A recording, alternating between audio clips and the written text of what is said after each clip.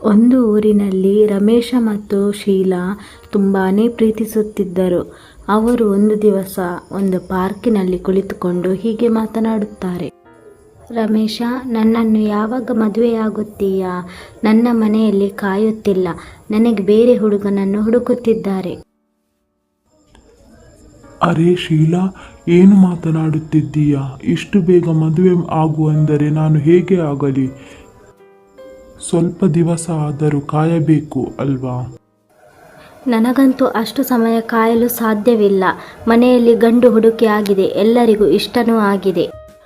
ಇದನ್ನು ಕೇಳಿ ರಮೇಶನಿಗೆ ತುಂಬಾನೇ ಭಯವಾಗುತ್ತದೆ ಮತ್ತು ಹೇಳುತ್ತಾನೆ, ಶೀಲಾ, ಹೀಗೆಲ್ಲ ಹೇಳಬೇಡ. ನಾನು ಬರುತ್ತೇನೆ. ನಾನು ನಿನ್ನನ್ನು ತುಂಬ ಪ್ರೀತಿಸುತ್ತೇನೆ. ಆದ್ದರಿಂದ ಬಂದು ಮದುವೆಯಾಗುತ್ತೇನೆ. ರಮೇಶ, ನಿನಗೆ ಕಡೆಯ ಅವಕಾಶ ಕೊಡುತ್ತಿದ್ದೇನೆ. ನೀನು ಬಂದು ಮನೆಯಲ್ಲಿ ಮಾತನಾಡಿದ್ದರೆ ನಾನು ಖಂಡಿತ ಮದುವೆಗೆ ಒಪ್ಪುತ್ತೇನೆ. ಇಲ್ಲದಿದ್ದರೆ ನಾನು ಮನೆಯಲ್ಲಿ ನೋಡಿದ ಹುಡುಗನನ್ನೇ ಮದುವೆಯಾಗುತ್ತೇನೆ ಎಂದು ಹೇಳಿ ಶೀಲಾ ಅಲ್ಲಿಂದ ಹೊರಟು ಹೋಗುತ್ತಾಳೆ. ಇತ್ತ ರಮೇಶನಿಗೆ ತುಂಬ ತಲೆಬಿಸಿಯಾಗುತ್ತದೆ ಮತ್ತು ರಾತ್ರಿಯಿಡೀ ಯೋಚಿಸುತ್ತಾನೆ. ಮರುದಿನ ಬೆಳಿಗ್ಗೆ ಅವನು ಶೀಲಾಳ ಮನೆಗೆ ಹೋಗುತ್ತಾನೆ ಮತ್ತು ಅವಳ ತಂದೆ ತಾಯಿಯ ಜೊತೆ ಮಾತನಾಡುತ್ತಾನೆ ಮತ್ತು ತುಂಬ ಭಯದಿಂದಲೇ ಅವರಿಬ್ಬರ ಪ್ರೀತಿಯ ವಿಷಯವನ್ನು ಮನೆಯವರ ಎದುರಿಗೆ ಹೇಳುತ್ತಾನೆ. ಆಗ ಶೀಲಾಳ ತಂದೆ ಹೇಳುತ್ತಾನೆ, ಅರೆ ಮಗು, ನೀವಿಬ್ಬರು ಮದುವೆಯಾದರೆ ನನಗೇನು ತೊಂದರೆ ಇಲ್ಲ. ನೀವಿಬ್ಬರು ತುಂಬಾ ಪ್ರೀತಿಸುತ್ತಿದ್ದೀರಿ. ಆದ್ದರಿಂದ ಮದುವೆಯಾಗುವುದರಲ್ಲಿ ಏನೂ ತಪ್ಪಿಲ್ಲ. ಇದನ್ನು ಕೇಳಿ ಶೀಲಾ ಮತ್ತು ರಮೇಶನಿಗೆ ತುಂಬಾನೇ ಖುಷಿಯಾಗುತ್ತದೆ. ಆಗಲೇ ಶೀಲಾಳ ತಂದೆ ರಾಮಪ್ಪ ಹೀಗೆ ಕೇಳುತ್ತಾರೆ, ಅರೆ ಮಗು, ನೀನು ಮದುವೆಯಾಗಲೆಂದು ಇಲ್ಲಿ ನಿರ್ಧಾರ ಮಾಡಿಕೊಂಡು ಬಂದಿದ್ದೀಯಾ? ಆದರೆ ನಿನ್ನ ತಂದೆ ತಾಯಿ ಕಾಣುತ್ತಿಲ್ಲ, ಯಾಕೆ? ರಾಮಪ್ಪನ ಮಾತು ಕೇಳಿ ರಮೇಶನಿಗೆ ತುಂಬಾನೇ ಚಿಂತೆಯಾಗುತ್ತದೆ ಮತ್ತು ಅವರನ್ನೇ ನೋಡುತ್ತಾ ನಿಲ್ಲುತ್ತಾನೆ. ಆಗ ರಾಮಪ್ಪನ ಹೆಂಡತಿ ಹೇಳುತ್ತಾಳೆ, ಅರೆ, ನಿಮಗೆ ಯಾಕ್ರಿ ಇಷ್ಟೊಂದು ಅವಸರ? ಈಗಷ್ಟೇ ಮಾತುಕತೆ ಆಗಿದೆ. ಇನ್ನು ಕಾಯಿರಿ. ಸ್ವಲ್ಪ ದಿವಸದಲ್ಲಿ ಅವರನ್ನು ನಾವೆಲ್ಲರೂ ಹೋಗಿ ಭೇಟಿಯಾಗೋಣ. ಈ ಮಾತುಗಳನ್ನು ಕೇಳಿ ರಮೇಶನು ಸ್ವಲ್ಪ ನಿಟ್ಟುಸಿರು ಬಿಡುತ್ತಾನೆ ಮತ್ತು ಅಲ್ಲಿಂದ ಮನೆಗೆ ನಡೆಯುತ್ತಾನೆ. ನಂತರ ಸ್ವಲ್ಪ ದಿವಸದಲ್ಲಿ ಅವರಿಬ್ಬರಿಗೂ ಮದುವೆಯಾಗುತ್ತದೆ. ಒಂದು ದಿನ ಶೀಲಾ ರಮೇಶನ ಬಳಿ ಹೀಗೆ ಕೇಳುತ್ತಾಳೆ, ಅರೆ, ಏನ್ರಿ ಇದು? ಈ ಮನೆಯಲ್ಲಿ ಯಾರೂ ಇಲ್ಲ, ನಿಮ್ಮ ತಂದೆ ತಾಯಿಯೂ ಇಲ್ಲ, ಮದುವೆಗೂ ಸಹ ಅವರು ಬಂದಿಲ್ಲ. ಏನಾಯಿತು? ನನ್ನನ್ನು ಬೇಗನೆ ಅವರ ಬಳಿ ಕರೆದುಕೊಂಡು ಹೋಗಿ. ನನಗೆ ಇಲ್ಲಿ ತುಂಬಾನೇ ಬೋರ್ ಆಗುತ್ತಿದೆ. ಹಾ, ಕರೆದುಕೊಂಡು ಹೋಗುತ್ತೇನೆ ಶೀಲಾ. ಸ್ವಲ್ಪ ಸಮಯ ತಾಳು. ನನ್ನ ಕೆಲಸವೆಲ್ಲ ಮುಗಿದು ಹೋಗಲಿ. ಅಲ್ಲಿಯವರೆಗೆ ಇಲ್ಲೇ ಇರೋಣ. ಆಮೇಲೆ ನಮ್ಮ ಊರಿಗೆ ಹೋಗೋಣ. ಹೀಗೆ ನೋಡುತ್ತಾ ನೋಡುತ್ತಾ ದಿನವು ಕಳೆದೇ ಹೋಗುತ್ತದೆ. ರಮೇಶನ ತಾಯಿಯ ಮನೆಗೆ ಹೋಗುವ ದಿನ ಬಂದೇ ಬಿಡುತ್ತದೆ. ಒಂದು ದಿನ ರಮೇಶನು ಶೀಲಾಳಿಗೆ ಫೋನ್ ಮಾಡಿ ಹೀಗೆ ಹೇಳುತ್ತಾನೆ, ಶೀಲಾ, ಆಫೀಸ್ನಲ್ಲಿ ತುಂಬಾ ಕೆಲಸ ಇದೆ. ಆದ್ದರಿಂದ ಈ ದಿವಸ ನನಗೆ ಬರಲು ಆಗುತ್ತಿಲ್ಲ. ನೀನು ಮುಂದಕ್ಕೆ ಹೋಗು. ಅಲ್ಲಿ ಸ್ಟೇಷನ್ನಲ್ಲಿ ನನ್ನ ತಮ್ಮ ಬಂದು ನಿನ್ನನ್ನು ಕರೆದುಕೊಂಡು ಹೋಗುತ್ತಾನೆ ಮತ್ತು ಆದಷ್ಟು ಬೇಗ 2-3 ದಿವಸದಲ್ಲಿ ನನ್ನ ಕೆಲಸವನ್ನು ಮುಗಿಸಿ ನಾನು ಅಲ್ಲಿಗೆ ಬರುತ್ತೇನೆ. ನಂತರ ಶೀಲಾ ತನ್ನ ಅತ್ತೆಯ ಮನೆಗೆ ರೈಲಿನಲ್ಲಿ ಹೋಗುತ್ತಾಳೆ ಮತ್ತು ಸ್ಟೇಷನ್ನಲ್ಲಿ ಇಳಿಯುತ್ತಾಳೆ. ಅವಳಿಗೆ ತುಂಬಾನೇ ಭಯವಾಗುತ್ತದೆ. ಅರೆ, ಏನಿದು? ಈ ಸ್ಟೇಷನ್ ಇಷ್ಟೊಂದು ಭಯಾನಕವಾಗಿದೆ. ಅದಲ್ಲದೆ ಆ ನಾಯಿಗಳು ಬೇರೆ ಜೋರಾಗಿ ಬೊಗಳುತ್ತಿವೆ. ನನಗೆ ಯಾಕೋ ತುಂಬಾನೇ ಭಯವಾಗುತ್ತದೆ. ನನ್ನ ಮೈದುನ ಸಹ ಇನ್ನೂ ಬಂದಿಲ್ಲ. ನಾನೇನು ಮಾಡಲಿ? ಅಲ್ಲಿ ಒಬ್ಬರು ಬರುತ್ತಿದ್ದಾರೆ. ಅವರ ಬಳಿ ಕೇಳಿ ನೋಡುತ್ತೇನೆ. ಓ ಶೀಲಾ ಮಗಳೇ, ನೀನು ಬೇಗನೆ ಇಲ್ಲಿಂದ ಹೊರಟು ಹೋಗು. ಇಲ್ಲದಿದ್ದರೆ ಇನ್ನು ಸ್ವಲ್ಪ ಹೊತ್ತು ನೀನು ಇಲ್ಲಿದ್ದರೂ ಸತ್ತು ಹೋಗುತ್ತೀಯಾ. ಬೇಗನೆ ಹೋಗು. ಮುದುಕನ ಮಾತು ಕೇಳಿ ಶೀಲಾಳಿಗೆ ತುಂಬಾನೇ ಭಯವಾಗುತ್ತದೆ ಮತ್ತು ಅಲ್ಲಿಂದ ಬೇಗನೆ ಹೊರಗೆ ನಡೆಯುತ್ತಾಳೆ. ಹೊರಗಡೆ ಎತ್ತಿನ ಗಾಡಿ ಓಡಿಸುವವನು ಇರುತ್ತಾನೆ. ಬೇಗನೆ ಬಂದು ಶೀಲಾ ಅವನ ಬಳಿ ಹೇಳುತ್ತಾಳೆ, ನನಗೆ ಶಾನ್ಪುರಕ್ಕೆ ಹೋಗಲಿಕ್ಕಿದೆ. ದಯವಿಟ್ಟು ನನ್ನನ್ನು ಕರೆದುಕೊಂಡು ಹೋಗುತ್ತೀರಾ? ಶಾನ್ಪುರದ ಹೆಸರು ಕೇಳಿಯೇ ಅವನಿಗೆ ತುಂಬಾನೇ ಭಯವಾಗುತ್ತದೆ ಮತ್ತು ಹೇಳುತ್ತಾನೆ, ಏನು ಹೇಳುತ್ತಿದ್ದೀಯ ತಂಗಿ ನೀನು? ಈ ರಾತ್ರಿಯಲ್ಲಿ ಶಾನ್ಪುರಕ್ಕೆ ಬರಬೇಕಾ? ನಾನು ಮಾತ್ರ ಅಲ್ಲ, ಅಲ್ಲಿಗೆ ಯಾರೂ ಈ ರಾತ್ರಿಯಲ್ಲಿ ಹೋಗೋದಿಲ್ಲ. ಅವನ ಮಾತುಗಳನ್ನು ಕೇಳಿ ಶೀಲಾಳಿಗೆ ತುಂಬಾ ಭಯವಾಗುತ್ತದೆ. ನಂತರ ಆ ಹೊತ್ತಿಗೆನೇ ರಮೇಶನ ತಮ್ಮ ಅಲ್ಲಿಗೆ ಬರುತ್ತಾನೆ. ತುಂಬಾ ಹೆದರಿದ್ದ ಶೀಲಾ ಅವನನ್ನು ನೋಡಿ ಅವನ ಬಳಿ ಹೋಗುತ್ತಾಳೆ. ಆಹಾಹಾಹಾ, ಏನು ಅತ್ತಿಗೆ, ನೀವು ಇಷ್ಟೊಂದು ಹೆದರಿ ಹೋಗಿದ್ದೀರಾ? ನಾನು ಇರುವಾಗ ನೀವು ಹೆದರುವ ಅಗತ್ಯವೇ ಇಲ್ಲ. ಅರೆ ಮೈದುನ, ನಾನೇನು ಹೆದರುತ್ತಿಲ್ಲ.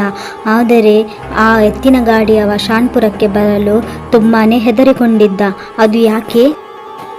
ಇದನ್ನು ಕೇಳಿ ಅವನಿಗೆ ತುಂಬಾ ನಗು ಬರುತ್ತದೆ ಮತ್ತು ಅವನು ಹೇಳುತ್ತಾನೆ, ಆಹಾಹಾ, ನೀವೊಂದು ಅತ್ತಿಗೆ, ನೀವು ಇಷ್ಟು ಹೆದರಿಕೊಂಡಿದ್ದೀರಲ್ಲ ಯಾಕೆ? ಈ ರಾತ್ರಿಯಲ್ಲಿ ಅವನಿಗೂ ಸ್ವಲ್ಪ ಭಯವಾಗಿರಬಹುದು ಅಷ್ಟೇ. ನೀವೇನು ಚಿಂತೆ ಪಡಬೇಡಿ, ನಾವು ಹೋಗೋಣ. ನಂತರ ಶೀಲಾ ಮತ್ತು ಅವಳ ಮೈದುನ ಮನೆಗೆ ನಡೆಯುತ್ತಾರೆ. ಮನೆಯ ಬಾಗಿಲಿನಲ್ಲೇ ಅತ್ತೆ ನಿಂತಿರುತ್ತಾಳೆ. ಅವಳಿಗೆ ಶೀಲಾಳನ್ನು ನೋಡಿ ತುಂಬಾ ಖುಷಿಯಾಗುತ್ತದೆ ಮತ್ತು ಹೇಳುತ್ತಾಳೆ, ಆಹಾಹಾ, ನನ್ನ ಪ್ರೀತಿಯ ಮತ್ತು ಇಷ್ಟೊಂದು ಸುಂದರವಾಗಿರುವ ಸೊಸೆಯನ್ನು ನೋಡಿ ನನಗೆ ತುಂಬಾ ಖುಷಿಯಾಗುತ್ತಿದೆ. ನನ್ನ ಮಗ ರಮೇಶ ತುಂಬಾ ಅದೃಷ್ಟ ಮಾಡಿದ್ದಾನೆ ನಿನ್ನಂಥ ಹುಡುಗಿಯನ್ನು ಮದುವೆಯಾಗಲು. ಇದನ್ನು ಕೇಳಿ ಶೀಲಾಳಿಗೆ ತುಂಬಾ ನಾಚಿಕೆಯಾಗುತ್ತದೆ. ಆಗ ಅತ್ತೆ ಹೇಳುತ್ತಾಳೆ, ಮಗು ತುಂಬಾ ಹೊತ್ತಾಗಿದೆ ಮತ್ತು ಅಷ್ಟು ದೂರದಿಂದ ಬಂದು ನಿನಗೆ ತುಂಬಾ ಸುಸ್ತಾಗಿರಬಹುದು. ಊಟ ಮಾಡಿ ಹೋಗಿ ಮಲಗು. ನಂತರ ಶೀಲಾ ಊಟ ಮಾಡಿ ಮಲಗುವ ಕೋಣೆಗೆ ಹೋಗುತ್ತಾಳೆ. ಹೊಸ ಜಾಗ ಆದ ಕಾರಣ ಅವಳಿಗೆ ನಿದ್ದೆನೇ ಬರುವುದಿಲ್ಲ. ಇತ್ತ ಕಡೆ ಹೊರಗಿನಿಂದ ಅವಳ ಅತ್ತೆ ಮಾತನಾಡುವ ಧ್ವನಿ ಕೇಳಿಬರುತ್ತದೆ. ಆಗ ಶೀಲಾ, ಅರೆ, ಇಷ್ಟು ಹೊತ್ತಲ್ಲಿ ಅತ್ತೆ ಯಾರ ಜೊತೆ ಮಾತನಾಡುತ್ತಿದ್ದಾರೆ? ನಾನು ಈಗಲೇ ಹೋಗಿ ನೋಡುತ್ತೇನೆ. ಹೀಗೆ ಶೀಲಾ ಕಿಟಕಿಯಿಂದ ನೋಡುತ್ತಿರುವಾಗ ಅವಳಿಗೆ ತುಂಬಾ ಭಯವಾಗುತ್ತದೆ. ಏಕೆಂದರೆ ಅವಳ ಅತ್ತೆ 3 ದೆವ್ವದ ಜೊತೆ ಮಾತನಾಡುತ್ತಾ ಇರುತ್ತಾಳೆ. ಹಾ, ತುಂಬಾ ದಿನದ ಬಳಿಕ ಒಂದು ಶಿಕಾರಿ ನಿಮ್ಮ ಮನೆಗೆ ಬಂದಿದ್ದಾಳೆ. ನಮಗೆ ಮೂವರಿಗೂ ತುಂಬಾನೇ ಹಸಿದಿದೆ, ತುಂಬಾನೇ ಆಸೆಯಾಗುತ್ತಿದೆ. ದೆವ್ವದ ಮಾತುಗಳನ್ನು ಕೇಳಿ ಕಮಲಾಳಿಗೆ ತುಂಬಾ ಭಯವಾಗುತ್ತದೆ ಮತ್ತು ಹೇಳುತ್ತಾಳೆ, ಅಯ್ಯೋ, ದಯವಿಟ್ಟು ನನ್ನ ಸೊಸೆಗೆ ಏನೂ ಮಾಡಬೇಡಿ. ಅವಳು ಈ ಊರಿನವಳಲ್ಲ, ಅವಳಿಗೆ ಏನೂ ಗೊತ್ತಿಲ್ಲ. ನಿಮಗೆ ಸಾಯಿಸಲೇಬೇಕಿದ್ದರೆ ನನ್ನನ್ನು ಸಾಯಿಸಿ. ಈ ಊರಿನ ಜನರನ್ನೆಲ್ಲ ಕೊಂದು ನಿಮಗೆ ಏನು ಸಿಗುತ್ತಿದೆ? ಅಯ್ಯೋ ದೇವರೇ. ನಿನ್ನಂತ ಈ ಮುದುಕಿಯನ್ನು ತಿಂದು ನಮಗೆ ಏನು ಪ್ರಯೋಜನವಿಲ್ಲ, ಏನೂ ರುಚಿಯೂ ಇರುವುದಿಲ್ಲ. ಆದರೆ ನಿನ್ನ ಸೊಸೆ ಮತ್ತು ಮಗನನ್ನು ತಿಂದರೆ ಅಯ್ಯೋ, ನಮಗೆ ಹಬ್ಬದ ಊಟವೇ. ಅವರನ್ನು ಸಾಯಿಸಿ ಬಿಡುತ್ತೇವೆ. ಆ ದೆವ್ವದ ಮಾತು ಕೇಳಿ ಉಳಿದ 2 ದೆವ್ವಗಳು ತುಂಬಾ ನಗುತ್ತಾರೆ ಮತ್ತು ಹೇಳುತ್ತಾರೆ, ನೀನು ಸರಿಯಾಗಿಯೇ ಹೇಳುತ್ತಿದ್ದೀಯಾ.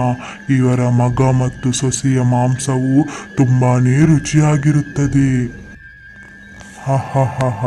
ನೀವೇನೂ ಚಿಂತೆ ಪಡಬೇಡಿ. ಇವರ ಮಗ ಮತ್ತು ಸೊಸೆಯ ಮಾಂಸವನ್ನು ನಾವು ಆದಷ್ಟು ಬೇಗ ತಿನ್ನೋಣ. ಚಿಂತೆ ಪಡಬೇಡಿ, ನಾನಿದ್ದೇನೆ. ಇಷ್ಟು ಹೇಳಿ ಆ ದೆವ್ವಗಳು ಅಲ್ಲಿಂದ ಹೊರಡುತ್ತವೆ. ಇತ್ತ ಇದನ್ನೆಲ್ಲ ಕೇಳಿಸಿಕೊಳ್ಳುತ್ತಿದ್ದ ಶೀಲಾಳಿಗೆ ತುಂಬಾ ಭಯವಾಗುತ್ತದೆ. ಅವಳು ಆ ರಾತ್ರಿ ಮಲಗುವುದೇ ಇಲ್ಲ. ಮರುದಿನ ಬೆಳಿಗ್ಗೆ ಅವಳು ತನ್ನ ಅತ್ತೆಯ ಬಳಿ ಬಂದು ಹೀಗೆ ಕೇಳುತ್ತಾಳೆ, ಅತ್ತೆ, ನಾನು ನಿನ್ನೆ ರಾತ್ರಿ ಎಲ್ಲವೂ ನೋಡಿದೆ. ನನಗೆ ಎಲ್ಲವೂ ಗೊತ್ತಾಗಿದೆ. ಈಗ ನಾನು ಇಲ್ಲಿ ಇರುವುದಿಲ್ಲ. ನಾನು ನಮ್ಮ ಊರಿಗೆ ಹೋಗುತ್ತೇನೆ ಅತ್ತೆ. ನನಗೆ ತುಂಬಾ ಭಯವಾಗುತ್ತಿದೆ. ಹೌದು ಮಗಳೇ, ನೀನು ಸರಿಯಾಗಿಯೇ ಹೇಳುತ್ತಿದ್ದೀಯಾ. ದಯವಿಟ್ಟು ನೀನು ಈ ಊರಿನಲ್ಲಿ ಇರಬೇಡ. ಆದಷ್ಟು ಬೇಗ ನಿಮ್ಮ ಊರಿಗೆ ಹೊರಟು ಹೋಗು. ಇಲ್ಲದಿದ್ದರೆ ನಿನ್ನ ಪ್ರಾಣಕ್ಕೆ ತುಂಬಾ ಅಪಾಯವಿದೆ. ಹೀಗೆ ಇವರೆಲ್ಲರೂ ಮಾತನಾಡುತ್ತಿರುವಾಗ ಆ ದೆವ್ವಗಳು ಅಲ್ಲಿಗೆ ಬರುತ್ತವೆ ಮತ್ತು ಹೇಳುತ್ತವೆ, ಏನೋ ನೀವೆಲ್ಲ ಸೇರಿಕೊಂಡು ಈ ಸುಂದರವಾದ ಹುಡುಗಿಯನ್ನು ಕಳಿಸಲು ನೋಡುತ್ತಿದ್ದೀರಾ? ಇನ್ನು ಮುಂದೆ ಅದು ಸಾಧ್ಯವಿಲ್ಲ. ಅವಳು ಈಗ ನಮ್ಮ ಸೊತ್ತು. ಅವಳ ಮಾಂಸವನ್ನು ನಾವು ತಿನ್ನಲೇಬೇಕು. ಹೀಗೆ ಆ ದೆವ್ವವು ಆ ಶೀಲಾಳನ್ನು ತಿನ್ನಲು ಬರುತ್ತದೆ. ಆಗ ಅವಳ ಅತ್ತೆ ತಡೆದು ನಿಲ್ಲಿಸುತ್ತಾಳೆ ಮತ್ತು ಹೇಳುತ್ತಾಳೆ, ಓ ದೆವ್ವವೇ, ನನ್ನನ್ನು ಬೇಕಾದರೆ ಸಾಯಿಸು, ಆದರೆ ನನ್ನ ಸೊಸೆಯನ್ನು ನಾನು ಸಾಯಿಸಲು ಬಿಡುವುದಿಲ್ಲ ಎಂದು ಹೇಳಿ ದೆವ್ವವನ್ನು ಗಟ್ಟಿಯಾಗಿ ಹಿಡಿಯುತ್ತಾಳೆ ಮತ್ತು ಹೇಳುತ್ತಾಳೆ, ಸೊಸೆಯೇ, ನೀನು ಬೇಗನೆ ಇಲ್ಲಿಂದ ಹೊರಟು ಹೋಗು. ಅತ್ತೆ, ನೀವೆಲ್ಲ ನನ್ನ ಮೇಲೆ ಇಷ್ಟು ಪ್ರೀತಿ ಇಟ್ಟಿರುವಾಗ ನಾನು ಯಾಕೆ ದೂರ ಓಡಿ ಹೋಗಲಿ? ಏನು ಬೇಕಾದರೂ ಆಗಲಿ ಎಂದು ಹೇಳುತ್ತಿರುವಾಗ ಉಳಿದೆರಡು ದೆವ್ವಗಳು ಶೀಲಾಳನ್ನು ಸಾಯಿಸಲು ಬರುತ್ತವೆ. ಹಾಗೆ ಬರುತ್ತಿರುವಾಗ ರಮೇಶನು ಹಿಂದೆಯಿಂದ ಬಂದು ಆ 3 ದೆವ್ವಗಳ ಮೇಲೆ ಗಂಗಾಜಲವನ್ನು ಚಿಮುಕಿಸಿದಾಗ ಆ ದೆವ್ವಗಳು ಸುಟ್ಟು ಬೂದಿಯಾಗುತ್ತವೆ.